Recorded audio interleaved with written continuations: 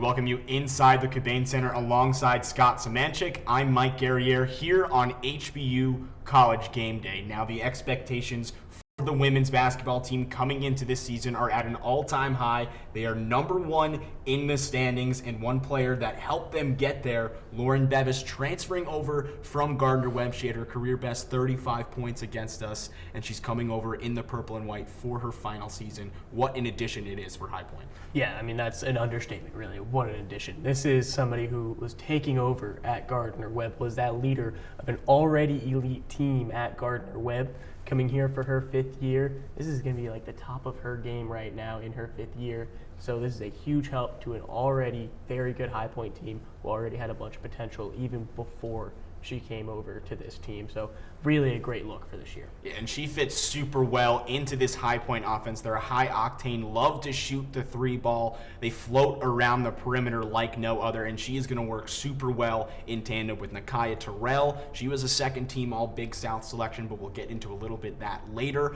Claire Wyatt, and coming back off an injury this season, last time playing January 11th of last year, so that was Big South play. It was the last time that we saw Callie Shire, another graduate student, coming back in her fifth season, and she is super excited to get back out on the court. Yeah, Callie's somebody who's had an impact all her years here at High Point. Feels like even when she was her sophomore year, her junior year, she was this leader on this team. Having her go down last year is crushing, but able to have her come back and be a big part of this offense specifically, and even the defense. Having her there and just adding with the new players, and especially, as we already talked about, Lauren Bevis. Yeah, she is a pesky defender that is going to get down low on a lot of offensive players for opposing teams that are going to match up in this Big South Conference. And this year, we are the host school for the Big South Champion Tournament, and we spoke to some of the players, getting some of their reactions on what it feels like to host the tournament, and with all eyes on them being number one in the Big South. Shoot, it's huge. It's humongous. I don't know if you know, but the first year I came here during COVID, we had the Big South Championship in Millis. That was huge for us. The whole tournament was here. We ended up winning the championship on our home court. So to me, it's an amazing opportunity. It's almost like it's deja vu. The girls have a great opportunity to do something amazing for High Point, for the student body. We're fun to watch. So I think having it here, it makes it a lot easier for the students to come see what we're about, and it's going to be huge for us. It's awesome because I feel like we have a lot of support from the community, students, people on High Point's campus. So to be able to play at home in front of all those people, and obviously the end goal is a championship, so to be able to play here in front of everybody is really exciting. Yeah, I think it's huge. We were really excited when they announced that it was here, and I mean, obviously it's going to help having students. Like, it's the week after spring break, and I mean, as a team, we talk about like we want to shoot in this gym because this is where we're going to play a championship, and we talk about like when they bring the trophy in here, when like Big South brings the trophy in here, it's not leaving. So just keep it, have pride, defend our home court. Take a look at the 2023-2024 women's basketball Big South preseason poll. You see the High Point Panthers atop of those rankings at the first place spot. They get 8 first place votes and 80 total points, and following behind them you see Presbyterian College getting the last first place vote, and then Radford tied for second with Presbyterian as well. So a big look for this conference this year. High Point getting the look for the third consecutive time atop of the rankings, and we all know why. A bunch of additions this year for High Point. One in particular, Lauren Bevis, is going to help them shoot onto the scene, really getting that valuable look from three-point range. Lauren Bevis is a huge addition. Yeah, and this is their third year where High Point has come up on top in that first place spot for the preseason polls, and I mean, we've seen it year by year. Made the tournament, and then you lose some players. And Skylar Curran, the year after that, we lost. We already talked about Callie Shire getting lost last year, and even in that spot, they still got second place. Still were that runner-up last year. You got to keep giving them respect of that first place vote, even though, especially now that they add Lauren Bevis, and you have to do the same thing with Presbyterian. They won last year. You can't just go and take that away from them. So getting that last vote, but Radford getting up there at the 61 points without a first place vote, very impressive. That's a team you got to watch out for as well. Without a doubt, and I want to take a look at Presbyterian College for a second. They have one player. We talk about Lauren Bevis too much in a sense, but Brianna Brady for Presbyterian College. She's in her 6th year. She's a 6'3" stretch big player. She averaged 13.4 points per game, 6.2 rebounds, which was 9th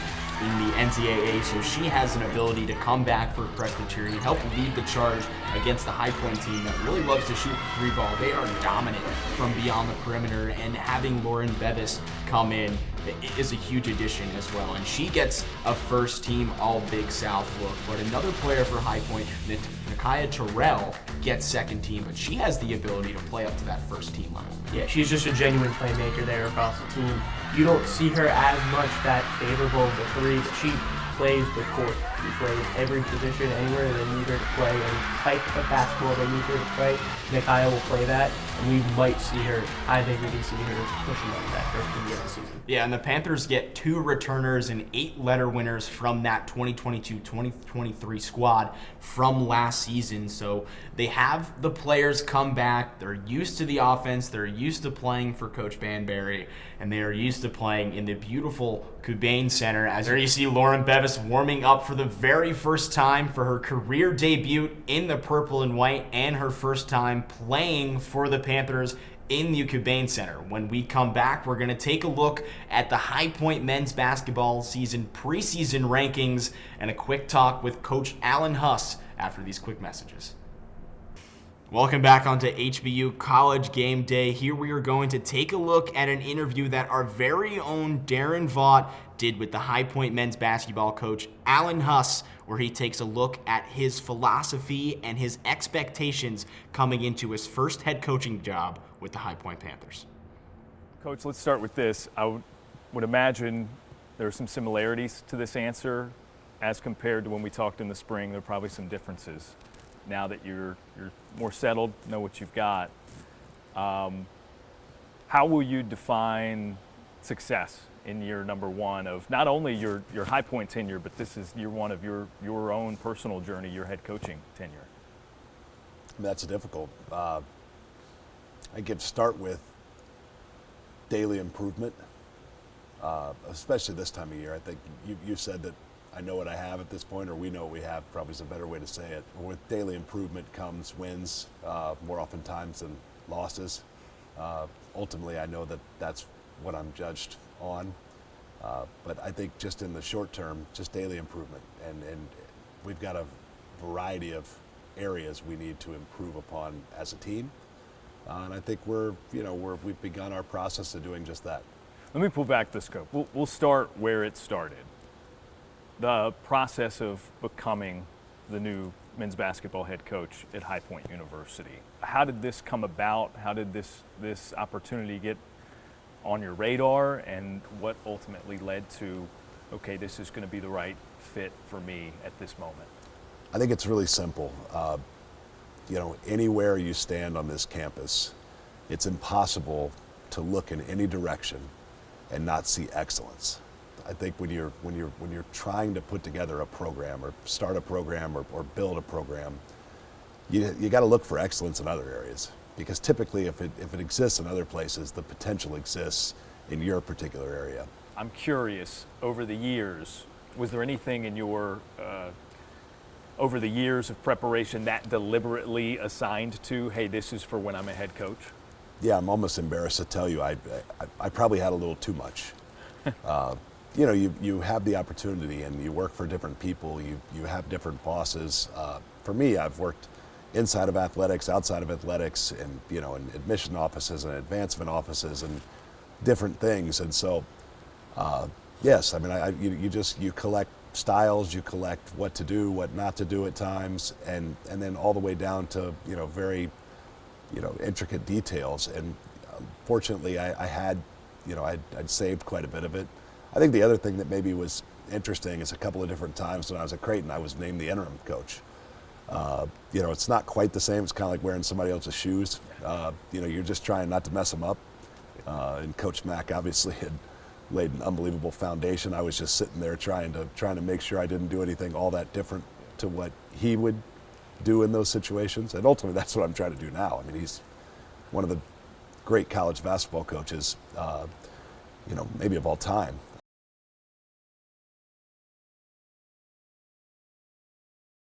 or what he would do. But I think I had a very good idea of what I wanted to do, just based on past experiences. Right now I've got a lot of answers because I haven't lost any games, but we'll see if my convictions, if they hold true once we lose a couple. What do you think you would be if not a basketball coach? I guess I'd have to get a real job. Certainly not a professional golfer.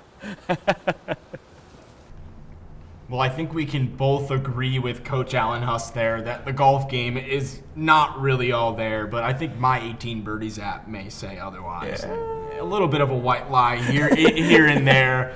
A tap-in birdie or two never comes for us, and we'll have to agree with you on that. But on a more serious note, Darren Vaught really went in depth with Coach Allen Huss and what he expects for this season, and he really brings so much optimism, and a lot of that optimism has come with what he has done in the recruiting process. He had a top 10 recruiting rankings with Creighton before coming to High Point, so there's a lot of intangibles that he's going to bring to High Point. It may not be right off the bat, but slowly but surely these Panthers are going to come to something pretty great. Yeah, exactly that. At Creighton, Huss was seen, even though he was an assistant coach, he was big on that recruiting, and as you said, one of the top recruiting class Creighton had. And then coming into this year, recruiting was the big name of the game. A lot of transfers, very few returners, really three that will see a lot of playing time: Adule Theum, Bryson Childress, and Justin Taylor, and especially a big name there being Adule Theum. He's going to be a big part of this team, especially as a returner who's both a returner but also worked through the transfer portal like many of these kids. Yeah, Lathium ended up starting his career at Indian State College, which is a community college, and he averaged over 20 points a game, shooting 50% from the field, and went to Minnesota, didn't get much playing time there, but once he shot onto the scene for High Point, he was third on the team in scoring, but Lathium is now going to be the guy. He's a returner for High Point, like I said, third on the team in scoring, has a great ability to shoot the ball, a long, lengthy defender that really can guard you well out on the perimeter. He's going to be a big problem for opposing teams that are going to come into the Cobain Center. Yeah, exactly that. He's a three-point threat is the biggest thing. Knew that coming into this season, coming into last season especially, and we saw that a lot from him last season, and now he's coming into more of that leadership role, and it's going to help lead this team with a lot of new faces, but a lot of new faces who already have shown a lot of good glimpses. We're having people like a Duke Miles coming in from Troy, who's been a dominant player there, and even somebody who's a freshman in Joslin Bodo. That's the first time I feel like we've really had sort of true height that we can trust through a full future here, coming in as a freshman at an obscene height. Take a look now at the men's basketball 2023-2024 Big South preseason rankings. And an interesting thing to see there, High Point at the 7th spot, but still getting a first place vote. So there are some expectations that this new addition of Coach Allen Huss onto the scene for the Panthers is going to bring some immediate success. Yeah, essentially it's just an absolute wild card of this team. We've already spoken about it. New head coach, tons of new players, only a few returners. You have no idea what this team can really put out. It's awesome. Yeah, and so maybe they'll get first, maybe they won't. That's why they're 7th in the standings with that one first place vote. It really is absolutely no clue what's happening. But of course, you look at that top seed in UNC Asheville, and you can't be surprised. Without a doubt. They are a team that has stormed through the Big South Conference, and they have done so last season, like you said. They won the entire thing, defeating High Point in their path, but High Point having some new additions. But for UNC Asheville, one guy who has just been a perennial figure in their offense as well as their defense as well. Hember is a guy that is an exceptional Big South preseason player of the year, and like High Point, all eyes are going to be on him as well. Yeah, this is a guy who's been carrying through the Big South for what feels like 5 years now. He's just been an absolute dominant player, and it shows that he is that top guy on UNC Asheville, but when you look at the preseason all-conference team, there's a few other UNC Asheville kids on that team that really backs up the wonderful performance that you see from Drew Pember on a day in and day out basis. Yeah, Drew Pember is on that first team, one of the only Bulldogs that gets a selection in the preseason all-conference selections. But you see guys like DQ Nicholas for Gardner-Webb, Daquan Smith for Radford, and Brian Antoine for Radford as well, getting on that first team. So that is going to do it here on HBU College Game Day. Scott Semanchik, Mike Guerriere here, but don't go anywhere. We are going to hand it off to Luke Howlett and Sam Goldfarb as they have your call tonight on ESPN Plus as the High Point women's basketball team gets ready to face off against Barton College. We'll catch you next time.